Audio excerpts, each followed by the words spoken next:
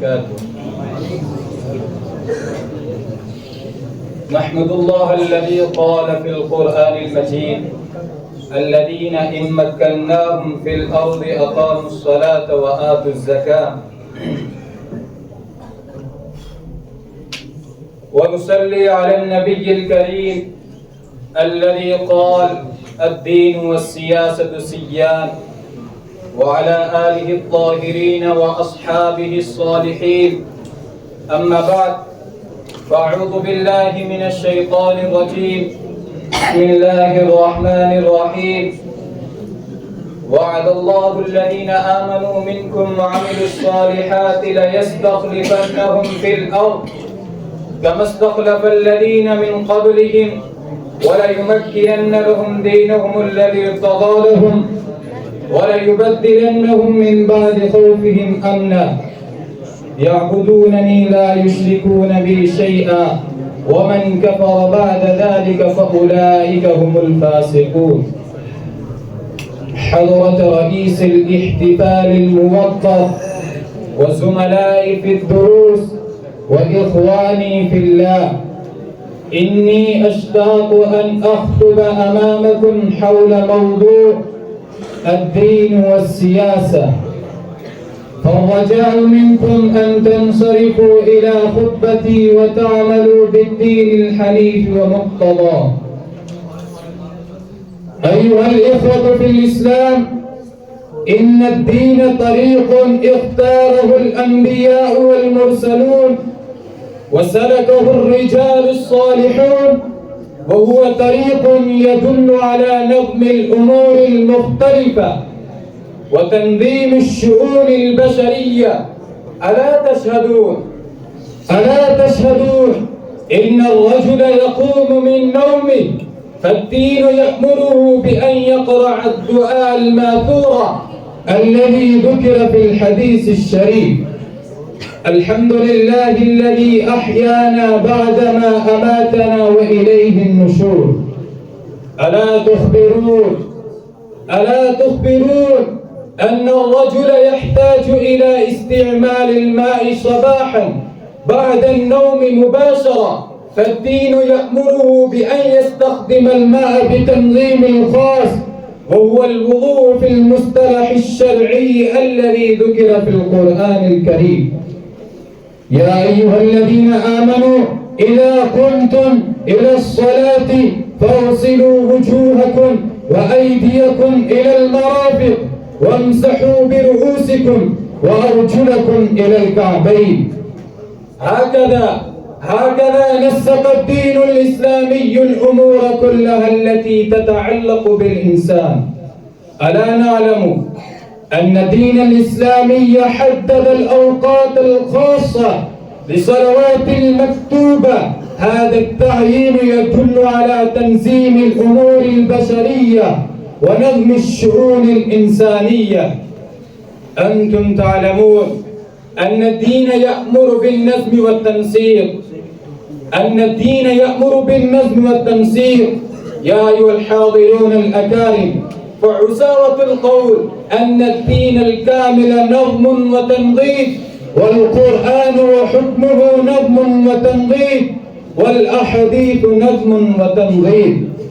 ومن جهة أخرى أن السياسة تدل على معنى تدبير الأمور التي تتعلق بالإنسان والحيوان والنبات والأشجار والأزهار والأحجار التي خلقت للإنسان وأفراده. فعلم من هذا أن فحوى السياسة ينسجم مع فحوى الدين في تدبير أمور البشر في شتى مجالات الحياة البشرية. وحقا أن الإنسان يحكم ويسيطر على الحكومة، فيوزع الوزارات والولايات على عديد من أفراد البشر وأبناء الدولة. الوزراء كلهم يهتمون بالسياسة، أمور أقسامهم وتدبير أمور مقاطعاتهم. هكذا تتقدم الحكومة وتترفع أمور الدولة بالسياسة المطلوبة وتنظيم الخاص. الناس من دول أخرى يثنون على مثل هذه السياسة، والرجال والنساء والبلدان الصغار والكبار كلهم يمرحون ويسرون بهذه السياسة ونظم الأمور من جهة المملكة. في أرجاء المملكة تسود الراحة والسكينة تنزل في ساحات أبناء المملكة. هذه العبادات تخبر جميع الناس بأن الدين والسياسة يعملان عملا واحدا وينتجان نتيجة واحدة. فلا بأس عندما يقول أحد هذا هو الفحوى الذي دل عليه حديث النبي المختار صلى الله عليه وسلم: الدين والسياسة سيان. فعلم من هذا أن السياسة وأمور الحكومة لا تختلف عن الدين عوض، بل تنسجم وتتفق. وعندما يجهد أحد من الرجال الأذكياء